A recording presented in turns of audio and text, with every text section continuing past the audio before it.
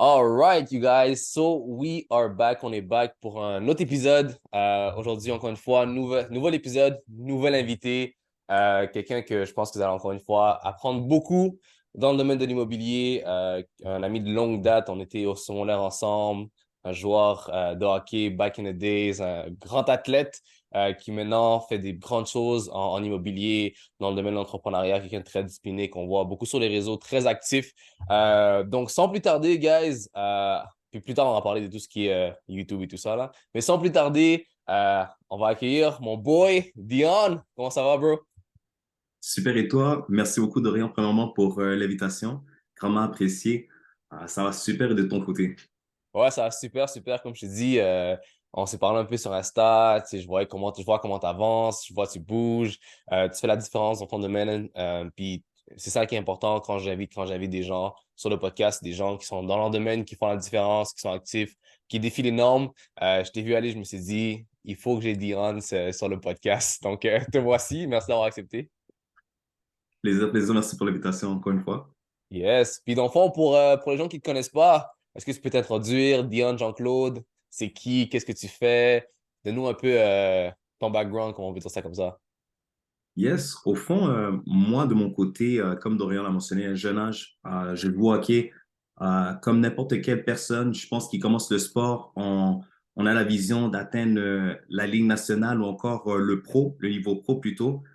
Des blessures ont fait en sorte que malheureusement, mon parcours a dû s'arrêter. Je vais faire une petite liaison parce que bon, on parle bien sûr là, de upgrade et de mindset. De mon côté, à moi, j'ai commencé à jouer au hockey à 14 ans. Pour les personnes qui font du sport ou qui ont joué au hockey, c'est ta dernière année de bantam. C'est très tard au hockey pour commencer avec le travail, dévotion, acharnement, discipline. J'ai pu me rendre à jouer jusqu'à Junior A en Ontario, ce qui est un exploit parce que beaucoup de personnes qui ont commencé avant moi ou qui jouaient avec moi n'ont pas pu atteindre ce type de niveau.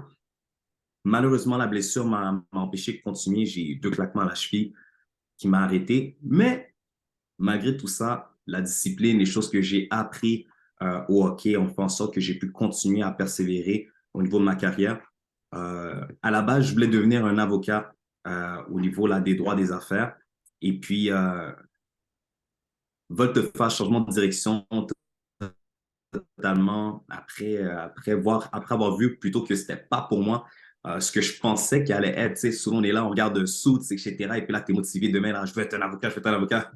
Et puis bon, tu rentres dans les cours, etc. Puis tu réalises comme quoi que peut-être c'est pas réellement ce que je veux faire. Et puis j'ai eu un moment vraiment là où est-ce que j'étais dans la noirceur, si je pourrais dire ça comme ça, un peu dépressif parce que j'étais plus sûr de qu'est-ce que je voulais faire, où est-ce que je voulais m'enligner. J'avais mon plan A qui s'était effondré suite à mes blessures. Et puis là, j'ai mon plan B qui semblait ne plus être le plan que je voulais vraiment faire. So, j'ai eu un moment avec moi-même, mes proches, vérifier à savoir qu'est-ce que je pourrais vraiment faire selon mes atouts, mes qualités, mes points forts et tout ça. Et puis, je me suis arrêté suite à une conversation avec mon père parce que j'aimais beaucoup la vente et dans l'immobilier, il y a beaucoup de droits. Donc, je suis une personne qui a beaucoup d'autres gens. J'aime beaucoup être avec les personnes. J'aime aider les gens. Je pense que tu peux en témoigner suite au secondaire, mais je me suis dit, qu'est-ce que je préfère vraiment qui va me permettre de pouvoir maximiser mon potentiel et vraiment l'exploiter à son maximum. Et puis, je me suis dirigé vers l'immobilier. Et puis, depuis là, ça va faire 5 ans que je suis courtier.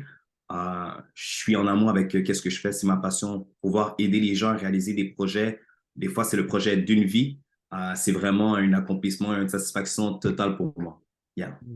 Nice, nice. Puis, ouais, tu sais, je veux dire, ça me rappelle un peu aussi mon histoire. Moi, dans le fond, c'est tu sais, un peu la même chose avec le soccer. Moi, toi, tu joues au hockey. Moi, je joue au soccer. On s'est rencontrés au sport-études à Georges Vanier.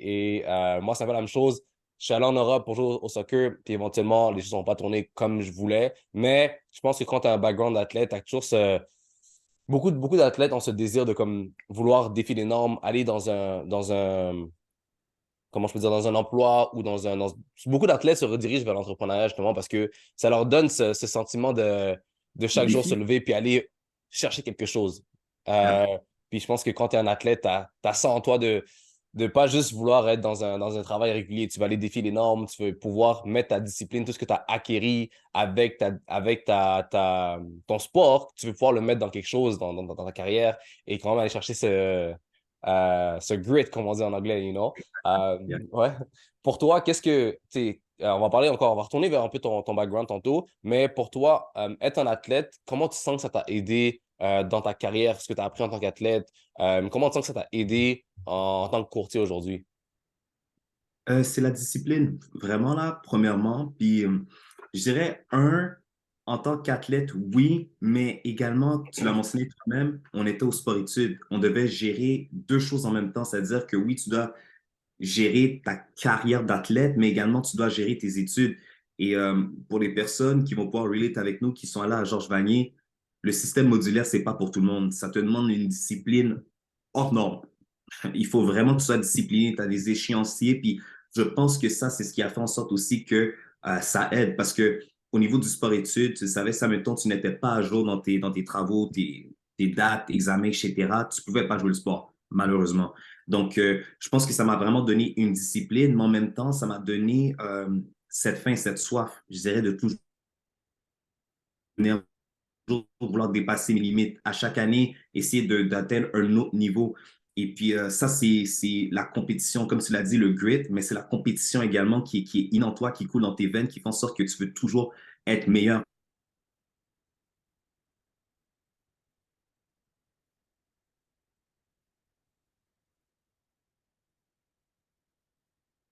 Puis, je pense que tu l'as bien mentionné, oui, même au niveau.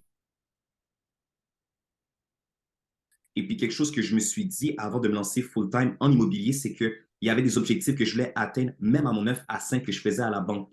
Je voulais atteindre certains niveaux. Je me suis toujours donné des objectifs. Même avant de quitter mon emploi, je me suis donné des objectifs également. Je m'étais dit, il faut que je fasse au minimum le salaire que je fais à la banque pour quitter la banque pour me lancer à temps plein à l'immobilier. Pas te mentir, après ma première année en immobilier, j'étais en mesure de le faire. La peur m'a bloqué d'aller de l'avant. Je suis resté là 3 ans. J'attends que j'arrive à ce que je fasse plus que le double de ce que je faisais à la banque. Puis je me suis dit, ben là, pourquoi je perds encore mon temps à travailler pour quelqu'un si je peux maximiser mon potentiel et l'amener à un autre niveau, puis me permettre de peut-être faire même le double, le triple, le quadruple de ce que je faisais déjà. Mais encore une fois, c'était un challenge que j'avais atteint. Je m'étais donné un autre challenge, mais je sentais que je restais quand même dans une zone de confort. Donc, euh, euh, tu vas savoir, lorsque tu es dans le sport aussi, tu es dans une zone de confort, tu as besoin de quelque chose qui va te pousser ton inner self, ton instinct de sportif à vouloir se dépasser encore une fois. Tu es plus satisfait de où est-ce que tu es. Lorsque tu es le meilleur dans quelque chose, c'est comme, OK, I need something else, j'ai besoin d'un nouveau challenge. Et je pense que le sport, c'est vraiment ce qui m'a aidé au niveau de ma carrière jusqu'à présent. C'est cet aspect de toujours vouloir aller chercher un autre niveau, atteindre un autre niveau, me challenger encore pour devenir meilleur. Je sens que tu n'es jamais à ton 100% et dans le sport, tu le vois toujours. Tu peux être on top. Il y a une forte phrase qui m'a toujours marqué. Ça dit Hard work beat talent when talent fail to work hard. Tu peux être talentueux dans qu'est-ce que tu veux, mais il faut toujours travailler fort. Puis quand tu travailles fort, tu vas battre toutes personnes qui sont talentueuses, mais ça va toujours t'amener à garder cette mentalité de travailleur pour t'amener à aller dans un autre niveau. So, moi, je pense que c'est vraiment ce qui m'a aidé au niveau là, de ma carrière en lien avec le sport. Ouais, j'aime beaucoup ce que tu dis. Puis je pense qu'une chose que tu as mentionné que j'ai beaucoup aimé, c'est que tu as parlé un peu de la peur. Tu sais, on a tendance à rester dans notre zone de confort. Toi, tu as commencé en tant qu'immobilier, tu étais à la banque, tu as fait l'immobilier, puis là, l'immobilier commençait à grandir, grandir, grandir. Mais tu avais toujours cette peur, je pense puis je pense qu'il y a beaucoup de gens qui vont pouvoir relate à ça.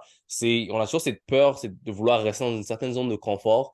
Même quand l'immobilier, ça allait, puis tu pouvais y aller, mais t'as comme tiré un peu la patte par rapport à ça parce que tu avais, j'imagine, ton salaire, c'est assez de sécurité, si on Irrégulier, peut dire ça comme ça. c'est Ouais. ça, exact. Tu as toujours t'as le salaire qui t'apporte cette sécurité, ce confort. Tu n'as pas Mhm. besoin de te soucier, ah, ben, ça, mettons, je ne fais pas de transaction, qu'est-ce qui se passe? Parce que euh, chaque personne qui est dans l'entrepreneuriat, majoritairement, on est payé à la commission d'une certaine forme de commission. On n'aura pas un salaire, disons, toujours fixe. Ça arrive, mais c'est pas toujours que c'est fixe, que tu en as un à chaque 2 semaines. Et puis bon, tu sais que jeudi prochain, tu touches ta paye. Non. Des fois, tu peux avoir une période qui est un peu plus ralentie. Mais encore là, ça revient à la gestion. Comme que je mentionnais un peu plus tôt, je trouve que l'école, Jean Vanier m'a beaucoup aidé là-dedans, le cégep et autres, bien sûr. Mais encore une fois, comment bien gérer tes affaires et t'assurer de rester assidu, mais toujours performer et t'améliorer et de continuer à faire du volume dans ton travail. Mhm. Puis est-ce que tu dirais que être un athlète t'a donné un edge comparé aux autres, tu sais, dans ton domaine? Est-ce que tu le vois que peut-être certaines personnes, on va dire compétiteurs, si on peut dire ça comme ça, qui sont pas nécessairement athlètes à la base, est-ce que tu vois que ça a donné comme une genre d'avance ou pas vraiment dans ta carrière? Est-ce que tu ressens ça ou pas vraiment? Écoute, je vais dire que à 90%, oui, mais il y a toujours l'exception à la règle. Mhm. Il y a des personnes que peut-être qu'ils n'ont jamais fait du sport, mais eux, c'était au niveau des notes à l'école. Tu me suis? Ils voulaient toujours se dépasser, etc. Ils avaient leur autre chose, mais qui leur donnait ou qui leur apportait cette motivation à se dépasser. Par contre, nous, en tant que sportifs, c'est inné en nous. Tu veux toujours être le meilleur. Tu rentres dans une place, tu es comme, I need to be the best. Euh, euh, bon, surtout pour moi, un homme noir qui rentre dans un sport qui est majoritairement par des blancs, tu veux vraiment step out, mais déjà par ta couleur, tu es, comment dire, pas défavorisé, mais tu es aperçu par tout le monde, tu es vu de tous. Donc, tu veux encore plus se démarquer pour être meilleur que les autres. Donc, je pense que le sport amène vraiment ce sentiment-là de toujours vouloir te dépasser, toujours vouloir être meilleur. Fait que, oui, ça te donne un edge, je veux pas. Puis oui, tu vas le voir certainement je pourrais dire que l'immobilier est jamais facile, OK? Chaque transaction a sa problématique et j'aime souvent dire comme quoi qu'il y a toujours une solution à tout. Et c'est vrai. Donc, lorsqu'admettons, tu es un sportif, tu sais que tu as une solution pour pouvoir arriver à ton objectif. Qu'est-ce que tu vas faire comme solution pour pouvoir atteindre le prochain step que tu veux? Mais ce n'est pas tout le monde qui a ça. Des fois, tu vas arriver dans les boulets, ben, ça ne marche pas, la transaction, elle ne marche pas, elle ne marche pas. Mais ayant cette mentalité-là de champion, de gagnant, c'est comme non, il faut que je retrousse mes manches, j'ai travaillé pour trouver une solution pour assurer comme quoi que le projet de mon client puisse se réaliser. Je suis là pour ça. C'est moi l'expert, c'est moi qui peux trouver des solutions pour que ça puisse marcher. Donc, qu'est-ce que je vais trouver, qu'est-ce que je vais faire pour que ça puisse y arriver. Et ça, je te dirais vraiment que c'est vraiment le sport qui a fait en sorte que je cherche toujours à trouver quelque chose où il y a toujours une autre chose qu'on peut faire. Ça ne s'arrête jamais là. You know? Mhm. C'est très bon ça parce que je pense que on a tendance beaucoup de gens ont tendance à voir le problème et se dire, ah ben il y a un problème, je peux rien faire. Puis ça, tu vas le voir dans n'importe quel aspect, que ce soit Ouais, entrepreneuriat, que ce soit fitness, que ce soit n'importe quoi. Je pense il y a deux types de personnes. Il y a les personnes qui focusent sur le problème, puis il y a les personnes qui focusent sur les sur la solutions. solution. Les problèmes sont toujours là, mais c'est à toi de décider est-ce que tu vas focuser sur le problème ou tu vas te focuser sur la solution. Puis encore une fois, surtout dans un domaine comme le tien, où j'imagine qu'il doit y avoir mille et un problèmes qui peuvent se présenter à toi. Donc, si tu es quelqu'un N'importe qui. quand. Exact. Si t'es pas quelqu'un qui se wire, si on peut dire ça, qui se branche à chercher les solutions, tu vas avoir beaucoup de problèmes, j'imagine, dans l'immobilier. Mais est-ce que toi, tu sais, je veux dire, tu m'as parlé, tu étais à la banque à la base, puis éventuellement, tu as transitionné vers l'immobilier. Qu'est-ce qui t'a. Tu sais, tu m'as parlé un peu de ton père aussi. Est-ce que ton père était déjà dans l'immobilier? Euh, qu'est-ce qui t'a vraiment influencé à vouloir faire de l'immobilier? Parce que tu aurais pu faire plein de choses, you know? C'est vrai. Oui, à la base, mon père était déjà dans l'immobilier. Mon père est courtier hypothécaire depuis des années. Récemment, il est devenu aussi courtier immobilier il y a quelques années de ça. Donc maintenant, il est courtier immobilier tout simplement. Il peut tout faire. Euh, c'est sûr que ça l'a joué sur peut-être ma décision. Voyant déjà qu'est-ce qu'il faisait, je dirais comme quoi que dans ma famille, on est six, mais sur les six, je te dirais peut-être on est trois qui sont vraiment, comment je pourrais dire, peut-être trois ou quatre qui sont vraiment extrêmement avec de notre genre, qui aiment, c'est les people's person, tu Mhm. vois? Et ça, on prend ça de mon père. Et puis, je me rappelle souvent, mon père m'emmenait à un jeune âge dans des événements immobiliers avec lui, dans des 5 à 7, etc. Et j'aimais beaucoup ce lifestyle-là, de toujours pouvoir rencontrer de nouvelles personnes. Puis, je pense que tu vas pouvoir relate avec moi et n'importe quelle personne qui est dans l'entrepreneuriat, qui va écouter ce podcast va pouvoir relate aussi. Mais ton réseau de contacts peut devenir une force économique. Mhm. So, le plus de contacts que tu as, le plus de possibilités que tu as de générer des revenus dans ta business. Et on le sait là, le pipeline de clients, il doit toujours être en continu. S'il arrête, ta business arrête aussi. Elle va mourir. parce que c'est impossible de que fonctionner via le référencement. Le référencement peut simplement être une parcelle de ta business, mais le reste, c'est qu'est-ce que tu vas faire pour continuer à générer de la business. Et puis ça, on s'entend, c'est le PR. C'est dans les événements, lorsque tu vas rencontrer les nouvelles personnes. Puis encore là, comme que je te mentionnais, pour moi, de voir mon père faire ça, voyant son style, je dirais comme quoi que je lui ressemble beaucoup. Euh, c'était inné. J'ai dit, wow, c'est vrai, je fais ça ici. Avant de travailler à la banque, j'avais travaillé chez Aldo aussi au niveau de la vente. Puis encore là, si je peux donner une petite parenthèse, en rentrant chez Aldo, j'étais un runner. Je ne sais pas si vous savez c'est quoi être un runner, mais c'était ma première job d'été pendant ma saison estivale de hockey. C'est-à-dire, j'économisais de l'argent. Là, mon père est arrivé à un moment donné et il m'a dit, bon, ben, Dion, je paie tous tes entraînements pour toi depuis toujours. Là, tu es rendu à un âge qu'il faut que tu commences à payer aussi tes entraînements avec moi. Là, j'étais comme, mais voyons, qu'est-ce qu'il me dit là et tout. Moi, ma job, c'est de performer sur la glace, performer dans le gym, etc. et tout. Et puis, il m'a expliqué pourquoi il faisait ça. Et c'était vraiment pour me responsabiliser et me faire connaître la vie aussi. Donc, il m'a dit, Dion, il faut que tu commences à travailler. J'ai dit, all right. Je me suis trouvé un emploi chez Aldo. J'étais runner, j'allais chercher les boîtes pour les gens. Ça me garde en forme parce qu'il fallait que je cours 3 étages. J'étais en haut, j'allais en bas, au milieu, tu vas récupérer les boîtes, tu donnes les boîtes aux gens, etc. Puis à un moment donné, j'ai dit, hey, je ne veux pas être l'esclave des vendeurs, moi. J'ai dit, il faut que je monte de niveau. Encore une fois, je n'étais pas satisfait de moi ce que j'étais. Je maîtrisais déjà le stade de runner, puis je me suis dit, I need a new challenge. Give me something else. Et puis, je commençais à harceler, littéralement harceler mon boss pour lui dire, je vais être vendeur. C'est quand que tu vas me mettre vendeur? Mets-moi vendeur, je vais être vendeur, nanana et tout. Et puis, vous savez, des fois, Dieu fait des affaires de manière là, que tu ne peux pas contrôler et tout. Il y a une personne qui est malade au Black Friday. Puis il me dit, Dion, je veux que tu rentres. Tu vas être là, mais tu vas être vendeur. J'ai dit, wow, c'est ma première journée. On est au Black Friday. Dorian, j'ai terminé le deuxième meilleur vendeur cette journée-là. Wow. Et je ne suis plus jamais retourné depuis lors sur le floor en tant que runner. Je suis resté vendeur. Et je continue à tuer les stats, tuer les stats, tuer les stats. Mais encore là, tout ça est sorti de où? Moi qui devais sortir de ma zone de confort. J'étais bien à juste faire du travail, comment je pourrais dire, travailler au niveau du gym, être sur la glace, m'amuser pendant mon été. Mais le fait d'aller travailler chez Aldo, je suis en train de déjà préparer mes skills en tant que vendeur sans même le savoir. Tu me suis? Et puis, je parlais de tout ça, je me suis perdu, pas de mentir. Non, non, c'est bon, Ouais. c'est bon parce que, tu sais, on parlait un peu de comment ton père t'a aidé justement à choisir le domaine d'immobilier. Mais c'est bon que ça dit parce que euh, ce que j'aime beaucoup, c'est, tu sais, t'étais dans un emploi, dans un 9 à 5 dans une job régulière, puis tu t'es pas dit juste faire le strict minimum. Puis je pense que ça, c'est un cancer dans n'importe quelle entreprise. Les gens qui veulent juste faire le strict minimum, qui veulent pas se dépasser. Puis surtout, si tu aspires à être entrepreneur, puis tu as un 9 à 5, il faut que tu veuilles défier les normes. Il faut que tu veuilles être le meilleur parce que c'est pas juste une question de je viens, je prends mon paycheck, puis je m'en vais. C'est je veux cultiver, je veux développer une culture en moi. Je veux développer quelque chose que quand j'ai ma business, c'est à ça que j'aspire.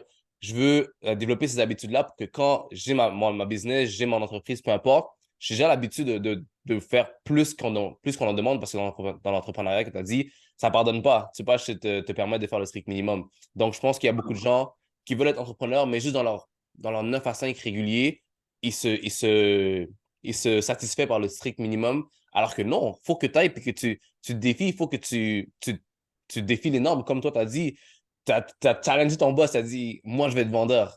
Je suis tanné d'être runner, je vais être vendeur. Puis éventuellement, comme dans la vie, si tu cognes à la porte, éventuellement, ton opportunité va se présenter. Puis si tu n'es pas prêt, tu vas manquer l'opportunité. Mais Voilà. c'est ça que j'aime beaucoup ce que tu as dit. Et puis, tu sais, comment que je pourrais te dire ça et également, euh, j'ai une connaissance à moi qui m'a dit ça à un moment donné, puis ça m'a vraiment marqué. Il mentionnait comme quoi que dans le temps, il travaillait chez McDonald's. Et puis, malheureusement, dans ce temps-là, il n'était pas trop sérieux. OK? Donc, il travaille chez McDo, il faisait un peu n'importe quoi et tout. Le temps passe, il grandit, il mature, il change, etc. Et puis, un moment donné, il arrive pour une entrevue d'un emploi. la personne qui fait son entrevue pour l'emploi est son ancien gérant chez McDonald's. Dès qu'elle a vu rentrer à l'intérieur de la salle pour l'entrevue, elle a dit, toi, venir travailler dans ma compagnie? Impossible. Il a perdu l'opportunité directe, mais pour quelque chose qui datait de longtemps. C'est pas tout le monde qui va arriver et qui va dire, ah, c'est vrai, peut-être qu'il a changé, peut-être que je vais lui donner une nouvelle chance. Des fois, mais on dit toujours, il faut que ton passage soit marquant. Peu importe la place où est-ce que tu vas, assure-toi de laisser une marque lorsque tu passes quelque part. Et puis ça, pour vrai, je le dis, je le recommande et c'est fort. Parce que je peux vous dire qu'aujourd'hui, depuis que j'ai quitté Desjardins, c'est quoi, l'année passée, j'ai déjà 3 clients avec qui que j'ai fait une transaction chez Desjardins.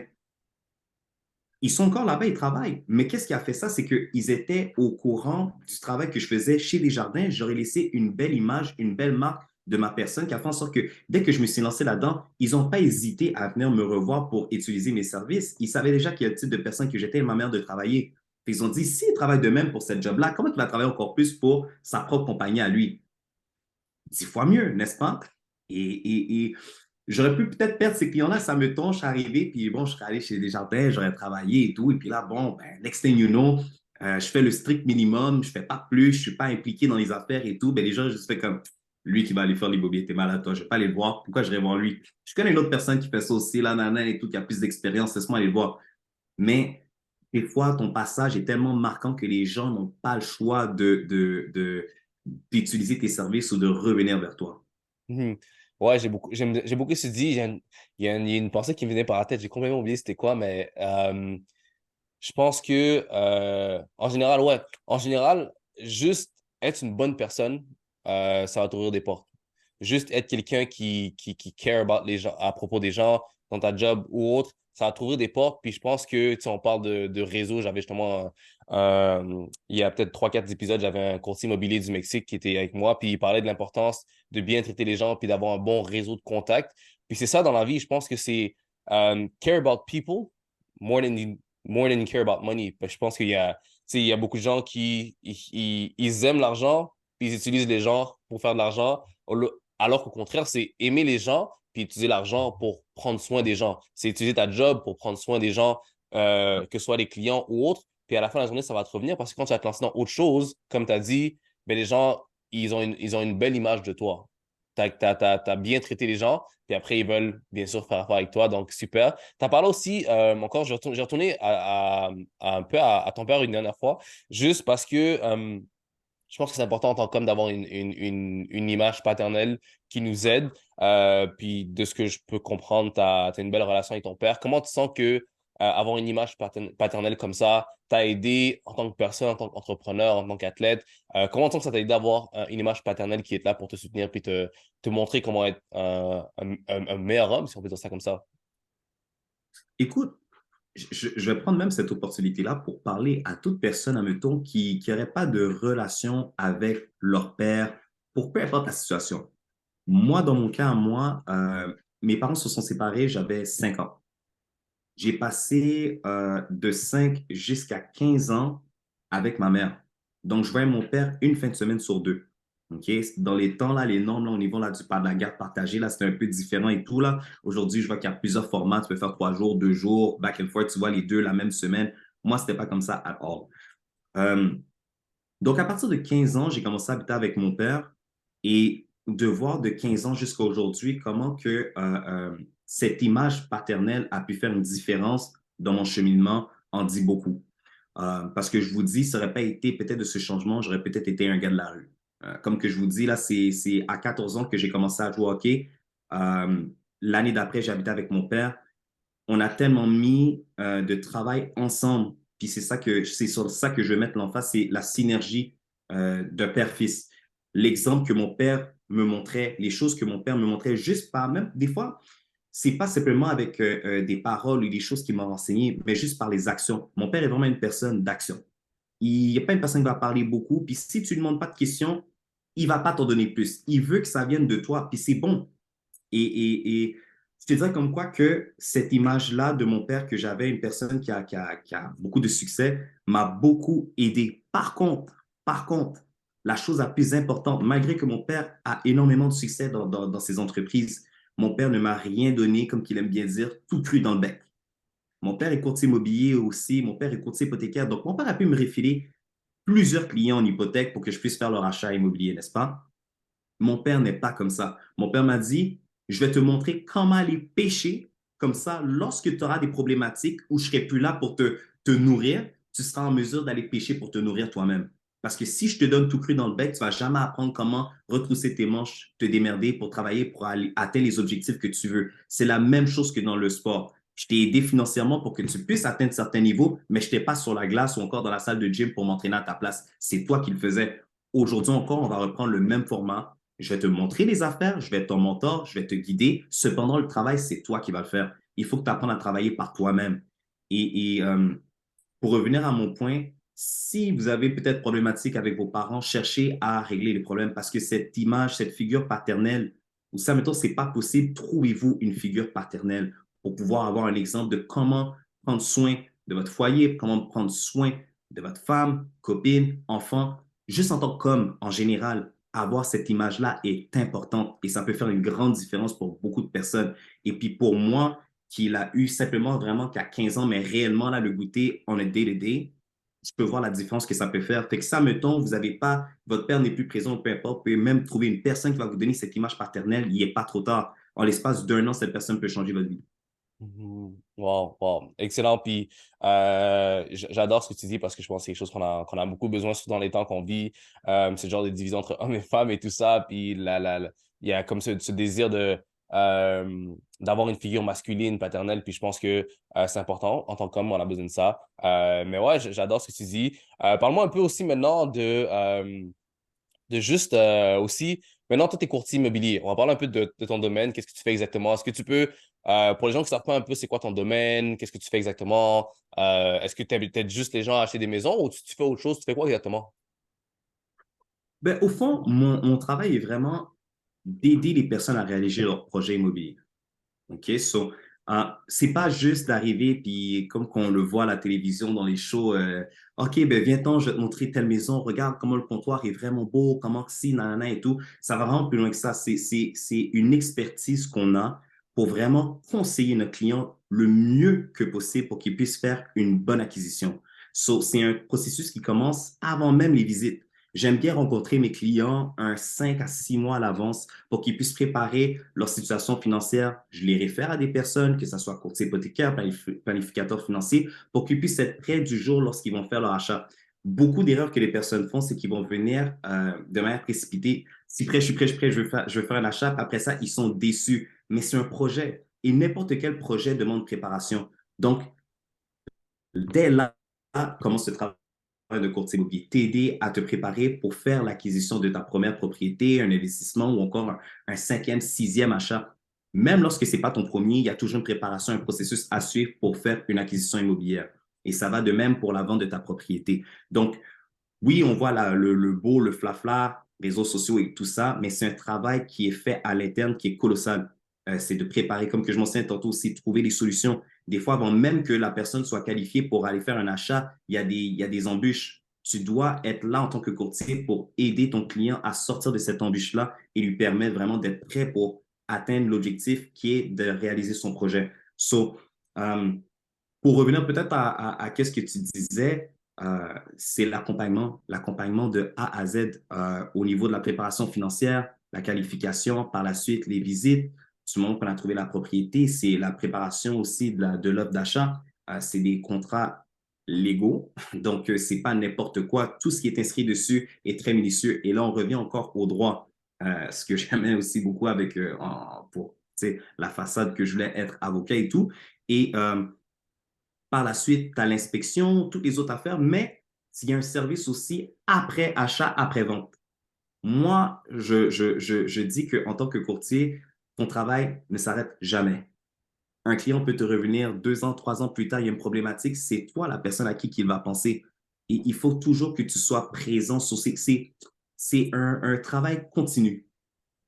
J'aime bien, là, comme tu sais, il y a les formations continues, tu dois toujours te garder à jour, etc. Mais le courtage, c'est un travail qui est continu. Tu dois toujours te garder à jour avec tes clients, faire des suivis, t'assurer que tout se passe bien. Lorsqu'ils ont des problématiques, tu es la personne à qui ils vont penser. Et si, admettons, même lorsqu'ils ont une problématique, tu n'es pas là, eh bien, crois-moi que la prochaine fois, ce n'est pas toi qui vont venir voir. Ils veulent une personne à qui ils peuvent faire confiance, qui va aspirer confiance et ou qui sont certains ou au courant qu'ils vont y recevoir l'aide nécessaire pour pouvoir aller au bout de leur fin ou peu importe les choses à quoi ils vont faire face vis-à-vis de l'immobilier. Je sais que vous êtes en plein milieu d'un épisode et j'espère que vous aimez ça, mais il fallait que je fasse un appel à toutes les personnes qui sont sérieuses à atteindre leurs objectifs de remise en forme. Si t'es quelqu'un d'occupé, t'es un entrepreneur ou un professionnel avec un horaire chargé, t'es un papa, t'es une maman et tu veux optimiser ta santé pour améliorer aussi d'autres aspects de ta vie et tu recherches quelqu'un qui va t'accompagner étape par étape avec plan alimentaire, plan d'entraînement, suivi, adapté à tes besoins et à ta réalité, je suis là pour t'aider. Va au www.upgradefitness.net et book une consultation gratuite avec moi pour qu'on puisse discuter et voir comment on peut travailler ensemble pour t'aider à atteindre tes objectifs de remise en forme. Alright? De retour au podcast. Puis, tu sais, je veux dire, on va dire que quelqu'un a une idée de projet. Il se dit peut-être que moi, j'aimerais ça investir. C'est quoi la meilleure façon que quelqu'un peut se préparer?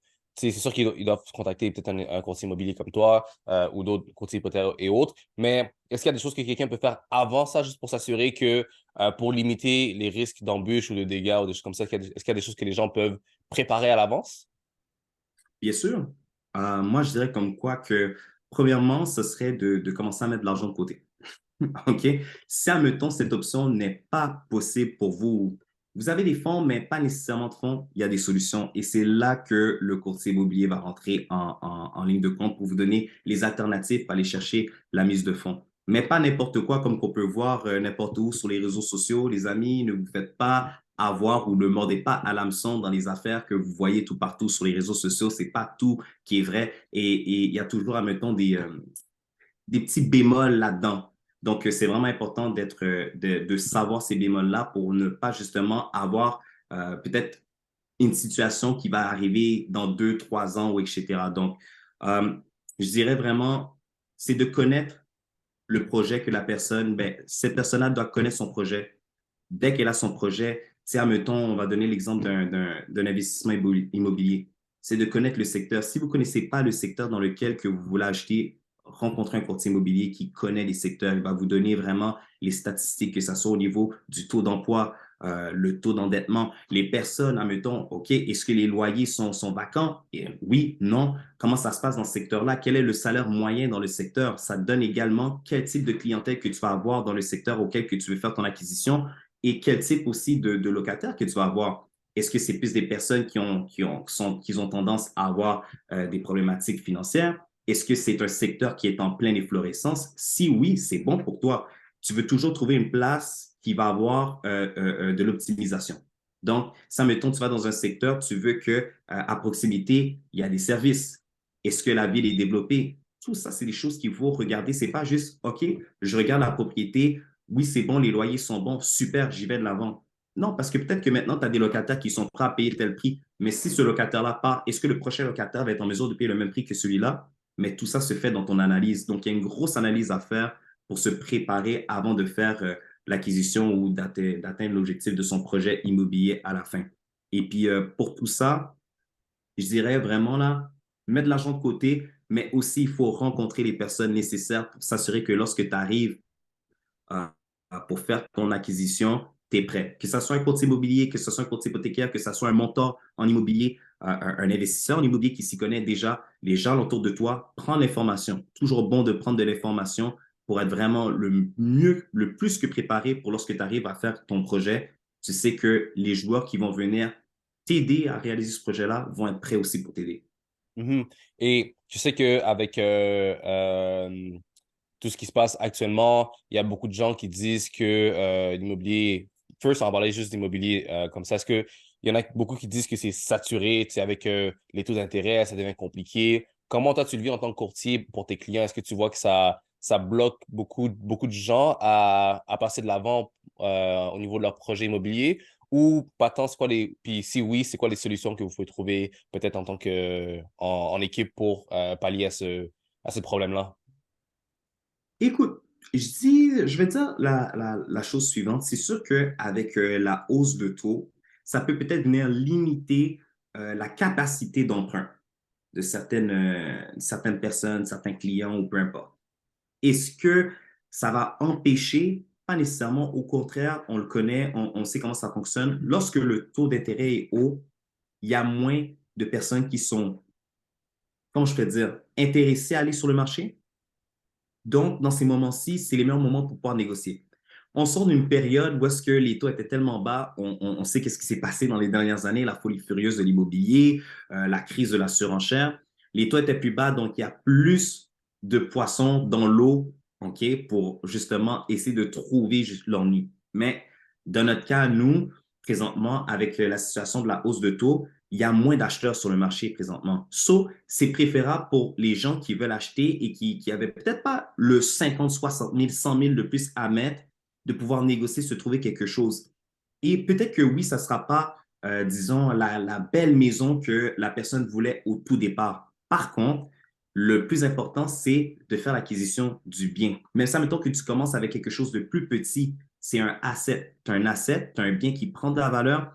Et après ça, c'est d'avoir la bonne information, la bonne connaissance pour pouvoir utiliser ce bien immobilier, le fructuer et l'utiliser pour pouvoir faire l'acquisition par la suite du gros projet que tu avais peut-être initialement. Donc, même ça, mettons que tu arriverais à cause de la hausse des taux, tu n'étais plus en mesure d'acheter ce que tu voulais au départ. Si tu es quand même en mesure d'acheter, ne perds pas ton temps, ne perds pas cette opportunité. Il y a une seule chose qu'on sait depuis le début des temps qui est vrai, qui n'a pas changé jusqu'à aujourd'hui. Je ne pense pas que ça va changer. En tout cas, si ça change, wow, je serais vraiment surpris ou peut-être je serais même plus sur cette terre à ce moment-ci. L'immobilier prend toujours de la valeur. Chaque année, ta propriété prend de la valeur. Même si que la valeur est minime, ça va prendre de la valeur quand même. Tu fais de l'amélioration, tu optimises ta propriété va aller prendre de la valeur. On l'a vu dans les dernières années, même avec la situation de la surenchère, il y a des personnes que leur propriété elle valait peut-être quoi, un 200 000, maintenant elle a passé de 200 000 à un 300 000. Ta propriété va toujours prendre de la valeur. So, un bien immobilier, c'est pas de l'argent jeté à terre, c'est un investissement qui va fructifier. Même si qu'après, je sais pas, tu arrives, tu as un 50 à ton terme hypothécaire, tu décides de refinancer et que tu veux garder, disons, tu voulais acheter une maison au départ, tu as fini par acheter un condo à cause de la situation des taux, ce condo-là peut devenir un investissement immobilier. Tu le loues, tu fais un profit avec et tu t'achètes quelque chose d'autre par la suite. Tu es déjà rendu avec deux biens immobiliers. Et si tu continues cette chaîne, tu peux terminer avec un parc. Et lorsque tu as un parc, tu deviens une force économique. Maintenant, que ce soit de refinancer, vendre un de tes biens ou léguer encore ces biens aux membres de ta famille, tes enfants ou autres, c'est un patrimoine. Donc, il y a tellement de possibilités avec l'immobilier que je dirais comme quoi que oui, c'est toujours le bon moment d'acheter. Ce sera toujours le bon moment d'acheter. Et si tu attends, on regarde la différence. Il y a des personnes que oui, peut-être là, il y a 2 ans, ils n'étaient pas en mesure de mettre tout le montant possible pour la surenchère. Ils auraient pu acheter quelque chose, disons, qui était peut-être pas ce qu'ils voulaient initialement, mais quelque chose qu'ils auraient pu tolérer, habiter dedans. Et comme je te dis, le flip pour devenir un investissement immobilier. Et aujourd'hui, ils auraient été gagnants. Maintenant, les taux sont plus hauts. Ils regardent la différence de prix de qu'est-ce qu'ils paient dans le temps à qu'est-ce qu'ils paient aujourd'hui. Ils se disent, mais comment ça? Mais encore une fois, c'est vraiment le fruit de l'immobilier. Ça n'arrête jamais, ça va toujours augmenter. Donc, le plus que tu attends, le plus tu perds au niveau de l'augmentation que tu aurais pu avoir hier à aujourd'hui. Mhm. Je pense qu'il y a, il y a ben, je pense que c'est genre un genre de un quote C'est que pas beaucoup de faux? gens disent dans différents aspects, mais ça dit c'était quand le meilleur moment pour immobilier, d'investir dans l'immobilier? Il y a 5 ans, c'est quand le deuxième meilleur moment aujourd'hui, you know?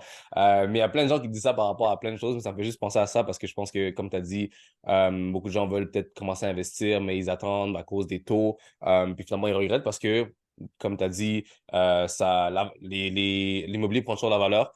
Puis tu peux voir ça au fil des années, au fil de l'histoire. Puis aussi, je pense, comme tu as dit, c'est l'importance de travailler avec une bonne personne qui va pouvoir t'aider à trouver le bon projet pour toi. Donc, bien évidemment, avoir accès à un courtier immobilier qui va te guider et tout ça, c'est super, super. Maintenant, en termes de courtier immobilier, est-ce que tu sens que toi, parce que moi, je regarde des fois sur mon Insta ou autre, puis je sens que tout le monde est courtier immobilier. OK, il y a juste ça après sur dans mon Instagram. Est-ce que tu sens que c'est un métier ou autre qui est saturé ou tu sens pas tant que ça? Qu'est-ce que tu dirais pour, exemple, quelqu'un qui te dirait que ce domaine-là est saturé? Qu'est-ce que tu dirais à cette personne-là? Que tous les domaines sont saturés. Mhm. Pour être honnête avec toi, Euh, euh, Rares sont les fois, puis même étant seul, tu n'aurais pas pu gérer la totalité de cette business-là que tu aurais eu. C'est impossible pour une personne d'avoir toutes les parts du gâteau. Tu peux avoir une bonne part du gâteau, oui. Est-ce que tu peux avoir tout le gâteau? Il faudrait que tout le monde travaille pour toi, dans ton agence, dans ton équipe, etc. Tu me suis? Il y a toujours place pour n'importe qui. Crée ta business, crée ton branding, fais qu'est-ce que tu as à faire, tu vas avoir ta propre part du gâteau. Je me soucie plus des autres personnes. Pour vrai, là, je suis en compétition avec moi-même. Je ne suis pas en compétition avec personne d'autre, aucun autre de mes collègues. Au contraire, c'est même pas de la compétition, c'est des collègues. Chaque fois qu'une personne a un listing, t'amène un client, ou que toi, tu as un listing et cette personne t'amène un client, tu es content, n'est-ce pas? Parce que tous les deux, vous arrivez à réaliser le projet de votre client, qui est soit de vendre sa propriété ou faire l'acquisition de sa propriété. Tu as besoin de ces personnes-là. Si tu mets ton focus sur le fait que bon, il y a tellement de courtiers ou peu importe, tu perds l'essence de ton travail. Ton travail n'est pas de regarder qui est devenu courtier ou pas. Ton travail est de te chercher de la clientèle et d'aider les personnes. C'est ça ton purpose. C'est d'aider les personnes à trouver ou de réaliser un projet immobilier. Donc, dans tous les cas, tu ne devrais pas mettre ton attention là-dessus. Il y aura toujours plusieurs personnes. Chaque année, il y a des personnes qui vont se rajouter. Chaque année, il y a une nouvelle personne qui va devenir un courtier ou, je ne sais pas moi, un entrepreneur, un coach. Toi aussi, tu vois, maintenant, tout le monde devient coach, coach fitness. Écoute, Herbalife a eu un bon, c'était trending. Tout le monde voulait Herbalife. Tout le monde est devenu coach Herbalife. Est-ce que pour autant ça t'a diminué au niveau de ta business? Non. Tu as ta clientèle, tu as tes affaires, tu continues à travailler. Je trouve que c'est la même chose au niveau de l'immobilier et c'est la même chose pour toutes les autres affaires. Reste focus sur ce que tu fais, mets l'emphase sur ton travail à toi qui est d'aider les personnes à réaliser leurs projets immobiliers. Continue à alimenter, créer, agrandir ton pipeline et tu n'auras même pas besoin de te soucier de tout ça. Encore une fois, je le répète, ces personnes qui rentrent dans l'immobilier sont des alliés pour toi. C'est des collaborateurs, c'est des personnes que tu as besoin. Ce pas des ennemis, c'est des amis. S'ils ne sont pas là, tu risques d'avoir moins de transactions également. Tu as besoin de ces personnes-là qui vont trouver de nouveaux clients pour mettre leur maison sur le marché, comme que tu as besoin de ces personnes-là qui ont des acheteurs qui vont venir sur tes propriétés pour pouvoir compléter la transaction. Et il ne faut jamais oublier, le plus important, c'est de réaliser le projet de ton client. Donc, ces gens-là sont des alliés pour t'aider à réaliser le projet de ton client. Mhm. J'aime ce que tu dis parce que je pense aussi, moi, je vois ça aussi d'une façon que first, je pense qu'il y a plus de gens à chaque année qui arrivent à l'âge ou qui arrivent à un moment de leur vie où est-ce qu'ils commencent à penser à investir dans l'immobilier qu'il y a des gens qui deviennent courtiers immobiliers. Donc, il y aura toujours plus de gens qui vont en avoir besoin que des gens qui peuvent offrir ce service-là. Donc, premièrement, cette chose-là, il y aura toujours plus de beaucoup de marchés, que peu importe quoi le domaine. Je pense qu'à chaque année, il y a plus de gens qui, qui arrivent à un certain âge où ils commencent à avoir leur santé en conscience, qui là, ils vont commencer à chercher un coach, qu'il y a des gens qui deviennent coach. Donc, il y aura toujours il y aura toujours une part du gâteau que tu vas pouvoir aller chercher, une part du marché que tu vas pouvoir aller chercher. Puis, deuxième chose, c'est aussi les gens relate à qui tu es. Puis, des fois, tu peux être un bon courtier immobilier, mais je sais pas, j'ai un exemple, peut-être que la personne veut absolument travailler avec une fille. Mais moi, je suis pas une fille, toi, t'es pas une fille. Donc, peut-être que juste à cause de ça, ben, elle va aller avec une fille. Il y a peut-être des gens, je sais pas, ils ont plus confiance à cause, ils vont chercher quelqu'un qui est dans leur propre ethnie. Donc, ils vont aller chercher un courtier qui est dans leur ethnie ou un coach qui est dans leur ethnie. Donc, à cause de différentes choses, les gens vont chercher un professionnel dans certains domaines. Mais chaque personne va avoir leur petite préférence où ils vont relate, où ils vont s'attacher à quelqu'un en particulier. Puis, je pense, comme tu as dit, c'est aussi l'importance d'avoir un bon branding, l'importance d'être une bonne personne puis de bien traiter les gens pour que les gens veuillent faire affaire avec toi puis ils veulent travailler avec toi à cause de qui tu es, qu'est-ce que tu as à offrir, mais aussi tout le monde a leur préférence en termes de choses que des fois tu ne peux pas contrôler. Donc, je pense que aussi se dire que un marché est saturé, je pense que c'est juste une pensée limitante. Euh, euh, ouais, puis comme tu as dit, même à un moment donné, Herbalife, ah bon, moi, je ne suis plus vraiment Herbalife, maintenant, je fais vraiment que du coaching. Ben, tu le vois aussi, tout le monde est coach, beaucoup de gens sont coach, mais encore une fois, il y a toujours du marché parce que les gens vont peut-être vouloir relate avec moi à cause de qui je suis, mon branding, ma personnalité. Puis certaines autres personnes ne vont pas vouloir relate avec moi parce que je ne suis pas une fille. Encore une fois, c'est des choses que je ne peux pas nécessairement contrôler, mais si toi, tu te focuses à travailler sur toi puis être le meilleur professionnel que tu peux, être la meilleure personne que tu peux avoir les bonnes valeurs, les bons principes, tu vas aller chercher des personnes qui veulent travailler avec toi. Puis comme tu as dit, c'est dans tout ce que tu fais, aller expand, si on peut dire, ton réseau, aller connaître des nouvelles personnes, aller chercher à être la solution à un problème. Ouais, man. J'adore qu'est-ce que tu dis. Selon toi, qu'est-ce qui fait la différence entre un courtier qui réussit et un courtier qui réussit peut-être pas tant? Parce que je pense que, encore une fois, je pense que c'est facile de voir l'immobilier et de se dire, oh, ben écoute, c'est facile, tout le monde le fait. Mais j'imagine, je sais qu'il y a des gens qui réussissent pas nécessairement tant que ça dans ton domaine. Selon toi, qu'est-ce qui fait la différence entre les gens qui réussissent et les gens qui réussissent pas tant? Écoute, ça va vraiment y aller avec ton vouloir. Premièrement, ça dépend de toi. Moi, je vais dire ça comme ça, ça dépend vraiment de toi.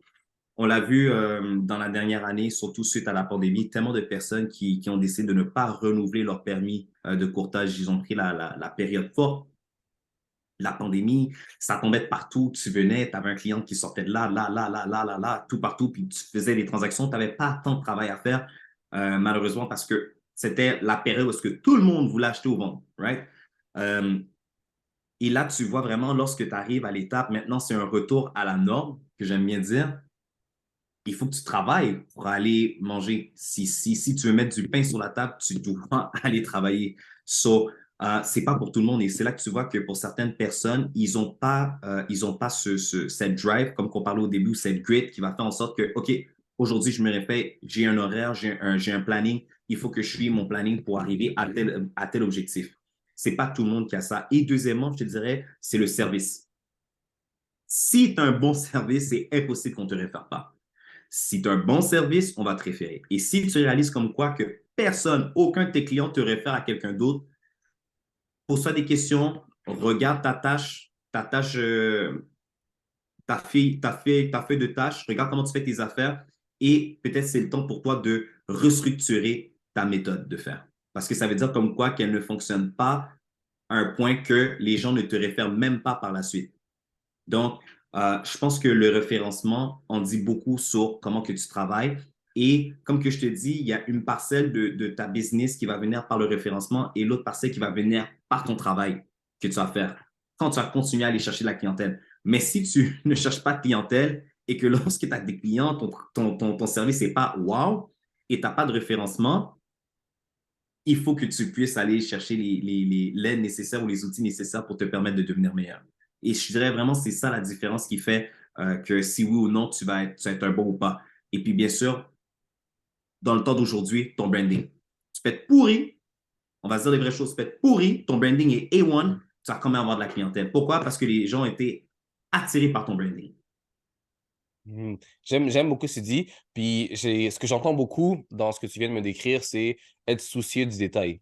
Être Oh. soucieux de pas négliger certaines choses parce qu'encore une fois, c'est facile de se dire, ah, je vois ce petit problème-là pour un client, mais écoute, c'est pas grave, je vais laisser passer par là. Je vois ces petites choses, je vais laisser passer par là parce que je suis focus sur et je veux que la transaction passe ou je veux faire mon argent ou autre.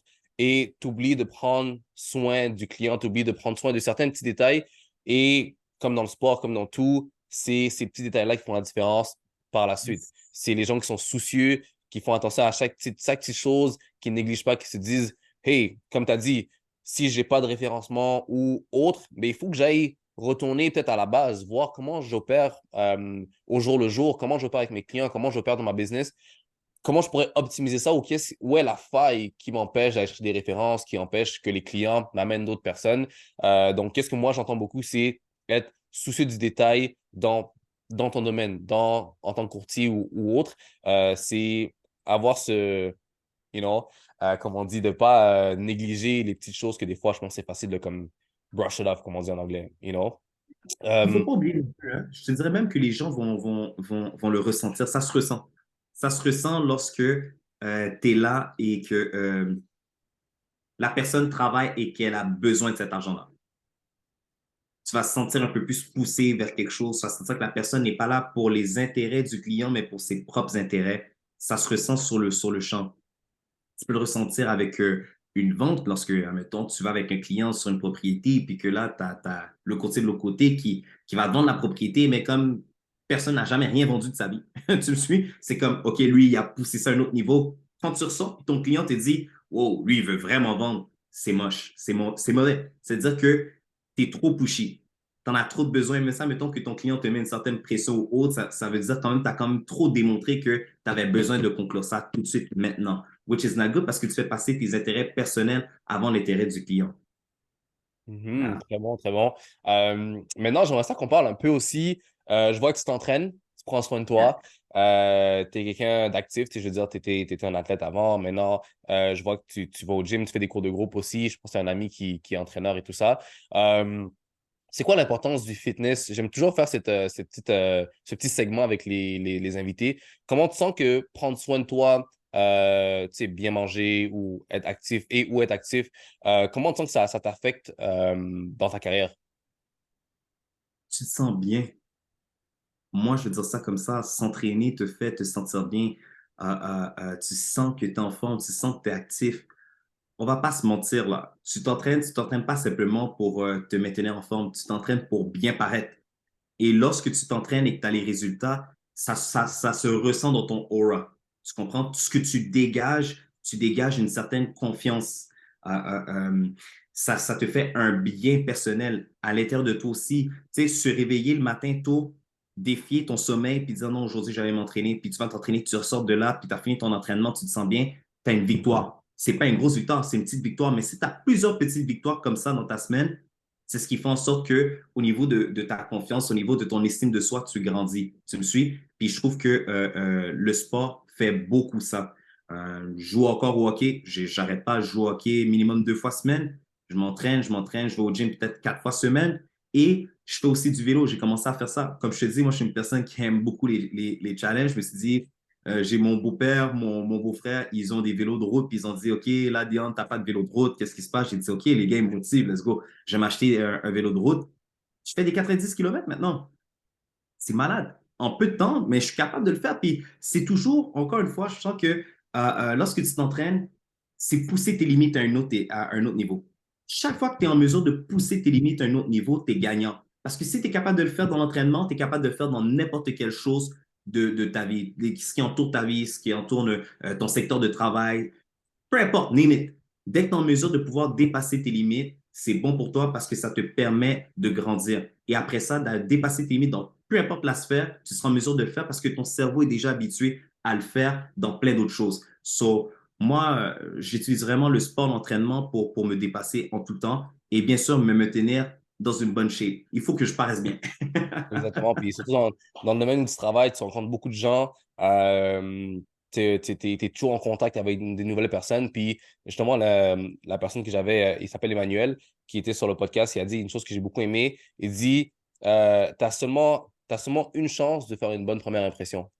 Puis Ouais. surtout dans le domaine du travail, lui aussi, dans l'immobilier, quand tu rencontres des gens, tu as une chance de faire une belle première impression. Donc, c'est comment tu prends soin de toi au niveau physique, au niveau apparence. Puis justement, aller t'entraîner, ça amène cet aspect physique, mais aussi cet aspect, comme tu as dit, confiance. Je veux dire, tu perds du gras, tu prends la masse musculaire, tu es, plus confiant, you look better, you feel better, you know. Et aussi, cet aspect de, tu as dit, j'ai beaucoup aimé, aller stack up des petites victoires, aller stack up des petites victoires, le fait que le matin, tu te défies, tu te dis, OK, j'ai pas envie de me réveiller, mais je vais le faire.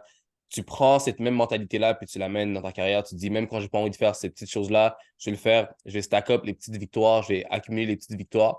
Puis en accumulant ces petites victoires-là, après, tu regardes derrière, puis tu fais comme, hey, je suis un bien meilleur entrepreneur, je suis un bien meilleur courtier, je suis un bien meilleur entraîneur, je suis une bien meilleure personne parce que j'ai juste stack up ces petites victoires-là, puis j'ai habitué mon cerveau, comme tu as dit, à faire les choses même quand j'ai pas envie, à me challenger même quand j'ai pas envie. Donc, très, très, comment on dit, insightful. J'ai beaucoup, beaucoup aimé ça. Maintenant, c'est quoi la suite pour Dion? Qu'est-ce qu'on peut te souhaiter? What's next, comme on dit pour toi? Écoute, je suis en train, présentement, ma prochaine étape serait de bâtir une équipe. Je pense que c'est quelque chose que j'aimerais beaucoup. Et aller également chercher mon permis en tant que directeur d'agence. J'aime mon travail. En tant tu sais, j'ai joué au hockey longtemps. J'ai été coach également par la suite après que j'ai fini de jouer.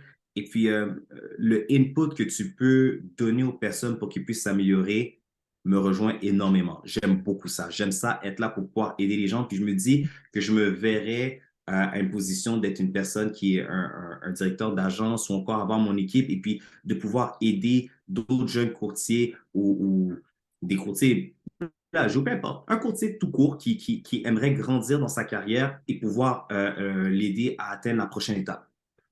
Comme toi, tu es un coach, tu as ton équipe, etc. Et puis, tu sais, c'est de voir les gens autour de toi grandir. Moi, c'est ce que j'aimerais. Et puis, également, de là à bâtir un parc immobilier. Moi, c'est vraiment les deux prochaines choses que je veux vraiment faire là, présentement. C'est mon équipe, l'agence en même temps, puis par la suite, grandir un parc immobilier pour pouvoir aider les personnes, que ce soit même des personnes dans des familles défavorisées, dans mes logements pouvoir les loger, les aider pour qu'ils puissent starter, un start-up lorsqu'ils arrivent ici au pays et tout ça, être en aide aux personnes, c'est vraiment quelque chose que j'ai à cœur. So, yeah, je te dirais comme quoi que ces derniers temps, c'est vraiment là-dessus que je suis en train de travailler.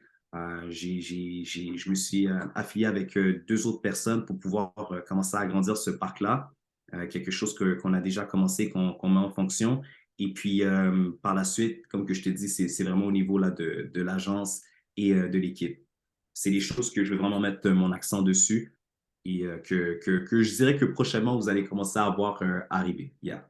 Ouais, j'aime ça, des projets. Puis je pense que c'est beau de. Encore une fois, tu l'entends encore, c'est juste c'est ce souci de vouloir aider la prochaine personne. Tu as mentionné grandir ton parc immobilier, c'est super, mais je pense que derrière ça, il y a un plus grand purpose de vouloir aider les personnes, comme tu as dit, qui viennent d'arriver, qui ont besoin de se lancer. Moi, je me rappelle quand je suis arrivé au Canada, je pense que c'était en 1997 ou en 2000, je pense, un truc comme ça. On habitait dans un petit appartement à Montréal-Nord. Puis éventuellement, là, mes parents, ils ont une super belle maison à Laval. Mais c'est pouvoir aider ces gens-là. Puis mon père aussi, il y a beaucoup d'Africains qui arrivent juste pour se lancer. Puis j'aime ça, ce souci de vouloir aider la prochaine personne qui n'a pas nécessairement, qui a besoin de cette aide-là, qui n'a pas nécessairement cette aide de base pour se lancer. Donc ça, c'est super. Puis deuxièmement, tu as dit bâtir une équipe aussi. Donc encore une fois, c'est beaucoup relié à aider la prochaine personne à se lancer, à donner les conseils que toi, peut-être, tu as eu ou que tu aurais aimé avoir dans ton domaine. Donc, ça, c'est vraiment nice. Et pour les personnes qui aimeraient te connaître, te rejoindre ou autre, comment on peut te trouver? C'est quoi tes différents réseaux et tout ça? Écoutez, vous pouvez toujours me rejoindre via les réseaux sociaux, que ce soit LinkedIn, Instagram, Facebook, Twitter, ou encore vous pouvez toujours m'envoyer un message courriel. Je suis très accessible. Vous avez même mes coordonnées téléphoniques là directement sur ma page Instagram, dans chacun des posts que je fais, mettons pour une transaction ou autre. Si vous avez des questions, que ce soit juste à vous lancer dans l'immobilier, si vous voulez même devenir un courtier, vous ne savez pas par où commencer, c'est quoi les étapes à faire, etc. N'hésitez pas à rentrer en contact avec moi. J'ai plusieurs personnes qui travaillent étant affiliées avec l'OACQ, qui donnent des cours pour justement devenir courtier ou peu importe. So, si, admettons, vous avez besoin de cette information, cette base, comme que j'ai discuté un peu plus tard avec Dorian, il va être en mesure de vous laisser les coordonnées en bas, vous allez les voir. Mais n'hésitez pas à me contacter. Je suis très accessible, très friendly, donc peu importe, pensez pas comme quoi que je suis prétentieux ou peu importe. Je sais que des fois, les images peuvent être trompeuses ou peu importe, mais c'est vraiment pas mon cas. Comme que vous avez pu le voir depuis le début là, du podcast, je le répète, je vais le dire encore, mais c'est un fait. Je suis un people's person. Moi, j'aime ça les gens, j'aime ça pouvoir aider mon prochain. Donc, peu importe l'aide que vous avez besoin, n'hésitez pas.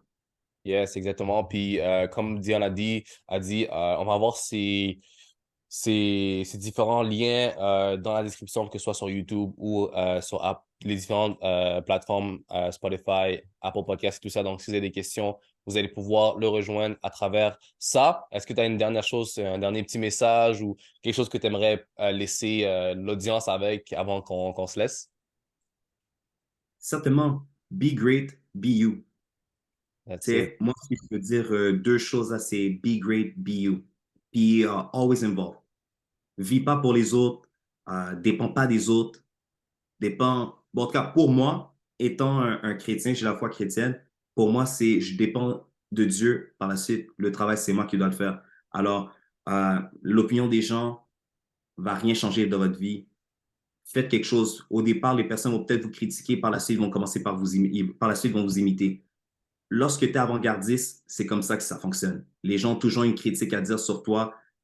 La critique, qu'elle soit bonne ou mauvaise, elle est toujours bonne. Il faut que les gens parlent de toi. Continue, avance, lâche pas, persévère. Be great, be you, involve. That's it, j'aime ça, j'aime ça. So, guys, ça va conclure ce nouvel épisode qu'on vient de faire avec mon grand ami Dion, mon boy. Donc, si vous avez aimé ça, guys, n'oubliez pas, si vous écoutez l'épisode sur YouTube, n'oubliez pas de vous abonner à la page, à la chaîne YouTube, donner un, liker la vidéo, laisser un commentaire. Si vous écoutez ça sur Apple Podcasts ou Spotify ou autre, laissez un 5 étoiles. Je pense que vous pouvez aussi vous follow ou suivre la chaîne podcast. Donc, faites ça, guys, et on va se voir au prochain épisode. Et comme je dis toujours, until next time, get up, get dressed, and go get what's yours. Peace out. Au prochain épisode. Bye. Attends 2 secondes.